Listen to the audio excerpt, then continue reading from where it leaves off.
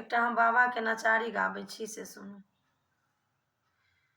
बाबा बैद्यनाथ हम आयल छी भिखरिया, अहाँके दुआरिया ना। बाबा बैद्यनाथ हम आयल छी भिखरिया, अहाँके दुआरिया ना। एलहुँ बराबर आस लगाई, होइयौ हमरा परसहाय। एलहुँ बराबर आस लगाई, होइयौ हमरा परसहाय। एक बेर फेरी दियौ गरीब पर नजरिया, अहाँके दुआरिया ना। एक बेर फेरी दियौ गरीब पर नजरिया, अहाँके दुआरिया ना। हम बाघम्बरी झाड़ी ओछायब डोरी, डमरू के सरियायब। हम बाघम्बर झाड़ी ओछायब डोरी, डमरू के सरियायब। कखनो झाड़ी बहारब बसहा के डगरिया, अहाँके दुआरिया ना।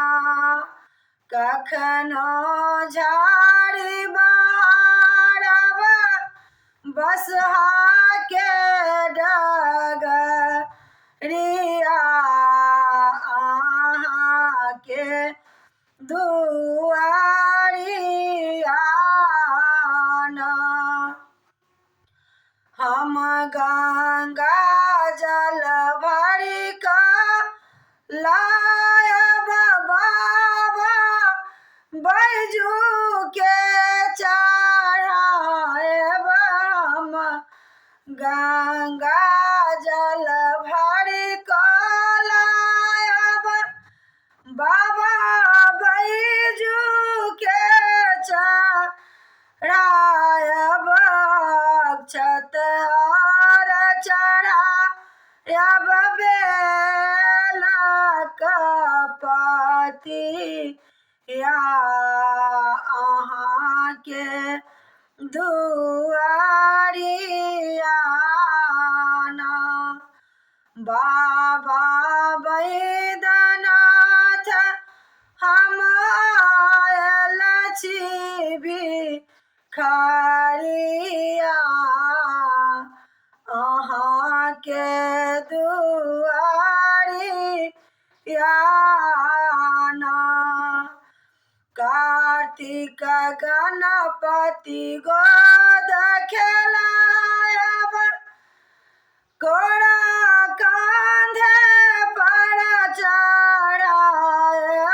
कार्तिक गणपति गोद खेलायब, कोरा कांधे पर चढ़ायब। माता पार्वती सा करबनि अरजिया,